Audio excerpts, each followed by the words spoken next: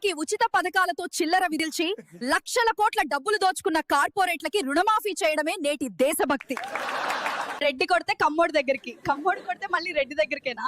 వాళ్ళు ముగ్గురు ఒకటే బీజేపీతో కలిశారు కదా, అందుకే మనకు సొంత పార్టీ కావాలి. ఎస్సీల మీద జరిగే దాడులు అడ్డుకోవాల్సిన ఎస్సీ ఎమ్మెల్యేలు, ఎంపీలు, మంత్రులు ఏం చేస్తున్నారు? ఆధిపత్య కులాలకు ఊడిగం చేస్తున్నారు. ఉద్యమాలు వేరే, రాజకీయాలు వేరే. ఉద్యమాలకు నైతిక విలువలు, కమిట్మెంట్స్ ఉంటాయి. రాజకీయాలకు మాత్రం అధికారమే ఎజెండా.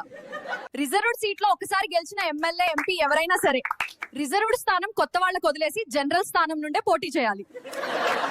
ఎస్సీ, ఎస్టీ, బీసీ మహిళలకు మాత్రమే దయ్యం లేదా దేవత పూనుతుంది. అదేంటో ఓసీ, బ్రాహ్మణ మహిళకు పూనవు. ఎందుకు ఫ్రెండ్స్? ఏపీ, తెలంగాణలో గల్లీకొక దళిత సంఘం చొప్పున వేల సంఘాలున్నాయి, కానీ ఒక్క వివక్ష దాడిని తిప్పికొట్టే దమ్ము లేదు.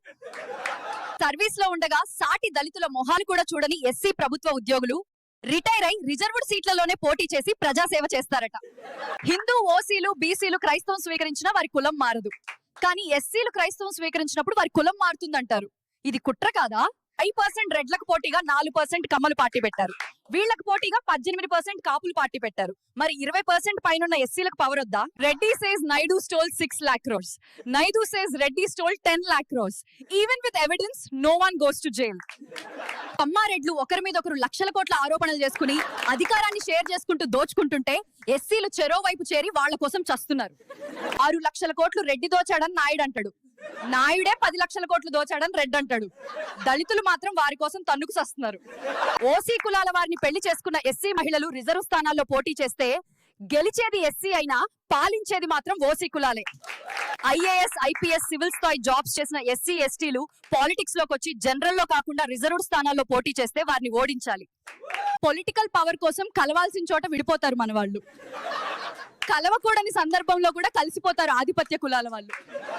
లక్షల కోట్లు దోచుకునే మీ ఆధిపత్య కులపోళ్లను అనడానికి నోరు లేవదు, గానీ ఎస్సీ రిజర్వేషన్ల మీద మాత్రం విషం కక్కుతారేంట్రా? SC, ST, BC women only get possessed by a demon or a goddess.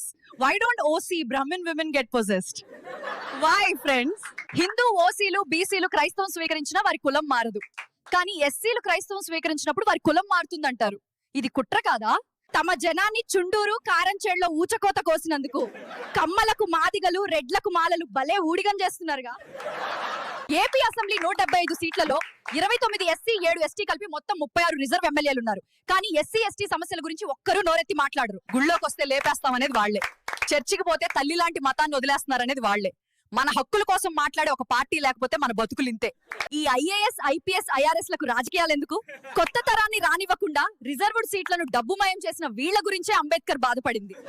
Who is a true leader? A leader is not someone who sacrifices the lives of those who trust him, but someone who gives his life for those who trust him. AP, తెలంగాణలో political ground ఎలా ఉంది? అధికార ప్రతిపక్షాలన్నీ బీజేపీతో కలిసిపోయాయి. ప్రజలు సరైన ప్రత్యామ్నాయ party కోసం ఎదురు చూస్తున్నారు. అసలైన నాయకుడు అంటే ఎవరు? నాయకుడంటే తనను నమ్మినోళ్ల ప్రాణాలు బలిపెట్టేవాడు కాదురోయ్, తనని నమ్మినోళ్ల కోసం ప్రాణం పెట్టేవాడు. Who is a true leader? A leader is not someone who sacrifices the lives of those who trusted him, but someone who sacrifices his life for those who trusted him. అందరూ హిందువులందరూ మన బంధువులే. ఆహా, ఆ బంధువుల్ని ఇళ్ళద్దకు అడిగి చూడు, నీ మతం అడుగుతారో లేక నీ కులం అడుగుతారో తెలుస్తుంది. నిజంగా ఆర్థిక సమానత్వం ఎలా వస్తుంది? పేదరికంలో ఉన్న ఓసీలను ఎస్సీలలో కలిపి ఆర్థికంగా డెవలప్ అయిన ఎస్సీలను ఓసీ కులాల్లో చేర్చండి. What is the real tribute to Ambedkar? It's not worshipping his statues. It's Dalits forming their own party and achieving political power. ఇండియాలో క్రైస్తవుల సంఖ్య ఎలా లెక్కిస్తారు? బీసీసీగా ఉన్న దళితుల్నే క్రైస్తవులను లెక్కిస్తారు. మతం మారిన ఓసీ, బీసీ కులాలను క్రైస్తవులుగా లెక్కించరు. దేశం ఎవరి వల్ల నాశనం అవుతుంది? రిజర్వేషన్లతో చదివే వారి వల్ల కాదు. డొనేషన్లు కట్టి మెరిట్ డిగ్రీలు కొనుక్కునే ఓసీ కులాల వల్లనే లక్షల కోట్ల అవినీతి చేసే పొలిటీషియన్స్ తో మనం ఎలా పోరాడాలి? దళితులు ఇగో ఫీలింగ్స్ వదిలి అంబేద్కర్ చెప్పినట్టే సొంత పార్టీ పెట్టాలి.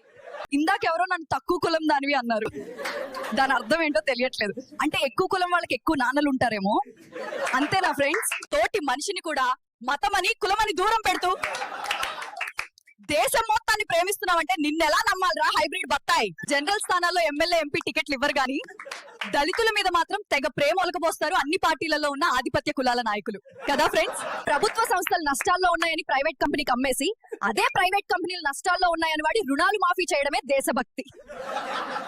ఏపీలో 20% పైగా ఉన్న దళితులు సొంత పార్టీ పెట్టుకోకుండా 5% ఉన్న రెడ్ల పార్టీకి 4% ఉన్న కమ్మ పార్టీకి ఊడిగం చేస్తారేంట్రా నాయన. దళిత క్రైస్తవులారా, ఒక చేత్తో బైబిల్ మరో చేత్తో రాజ్యాంగం పట్టుకుని ఆ చర్చి గోడలు దాటి రాజ్యాధికారం కోసం పోరాడండి. మనకు ఉద్యోగం రాకపోతే గత జన్మ పాపం అనే బ్రాహ్మణుడు పాపం అతనికి ఉద్యోగం రాకపోతే రిజర్వేషన్లని ఏడుస్తాడు.